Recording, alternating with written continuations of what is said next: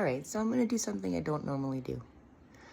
I do it myself, but I like to reflect on past experiences where I could make better choices. Whenever they cross my neural network, it's not like I sit there and think about them. But I made a video, just like I actually told you guys a little while ago, another video, that when I make certain videos, I'll listen to them, and then I'm marinating on my own words. That's a lot of what proves to me that what I receive is more like a channeling, like a divine connection, because then I notice that my neural network revisits certain things and experiences that I once had and sees them from a different perspective, and then, in fact, shift timelines.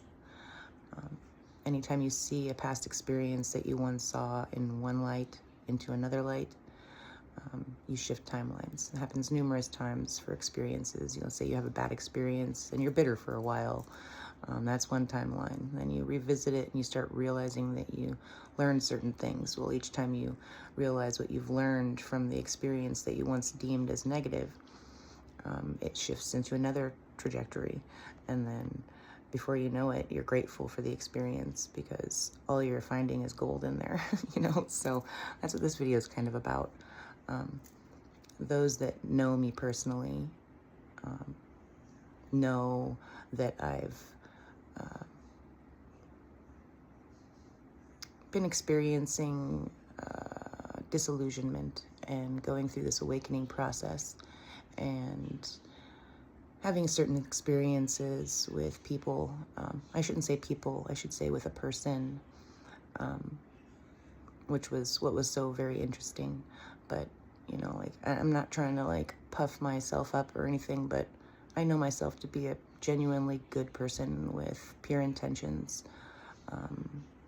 I am a speaker of truth, so I will, and have in ways that are not conducive to the person that I choose to be, react when there are things that are happening rather than responding. It's taken a lot of unfolding to get to that point, to see exactly how a negative experience serves me in so many ways. But I was thinking about the whole process in a different perspective, so to speak. I know, for instance, if rather than using hypotheticals and whatever, I really want to try and say this in a personal level. And I know it's going to apply to other people in their own personal way, but I just want to put myself on blast because that's kind of like what I do. So I had this experience where, I've already understood that everything is everything and everyone is everyone, and that what I see reflects certain things. And for quite some time, and still at times, I'll hear something and I can see how it goes back to ancient times or the beginnings of our programmed existence, and it could be triggering, and at certain experiences I've felt and knew that it was there to help me not be so reactive, to see the truth and discern what was happening, but to, again, going back to what I said in the other videos, stay true to who I was under any and all circumstances, rather than diving into that dimensional layer of existence that is happening because we are timelines unfolding, and we are the ancient ones, and we are the present beings that we are here. So when those things would happen, I would feel it at a very deep and emotional level. And I can see it all for my growth, and I understand all that I stand to gain in wisdom in all these experiences, and I'm extraordinarily grateful. But today I was pondering it from the other perspective, which I've done many times, which is why it's so easy to come back to the 0 point of I am that I am. And seeing how it unfolds when I stay me, So here I am, la la la, just chilling, minding my own business, chit-chatting with some people, and somebody comes up that may not be in the greatest mood or feels as though they are losing control of their surroundings in some way, or that the frequency of energy that was once focused in their direction is focused in another direction. And let's just say they feel like saying or doing something that would normally be, and I'm saying this at a certain level, okay? Because I understand that my reflective process has people embodying certain things and certain energies and certain reflections that could be used as triggers if I was still asleep to the way in which these things work. But I'm not.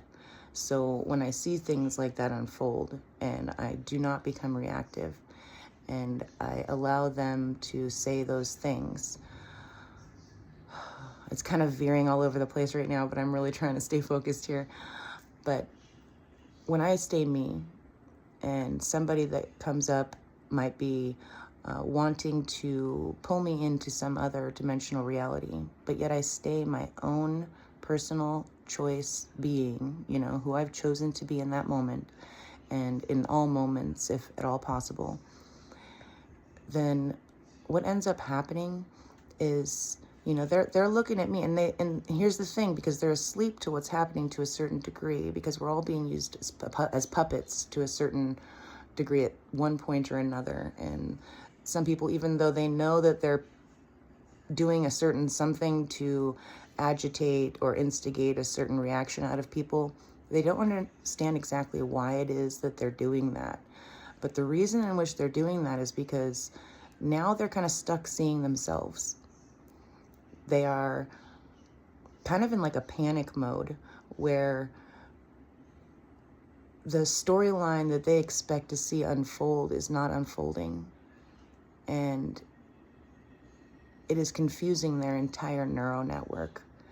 And they're seeing how everybody around them is feeling good and in a good frame of mind, feeling inspired and motivated and connected and together and unified in their hearts and their minds and their souls.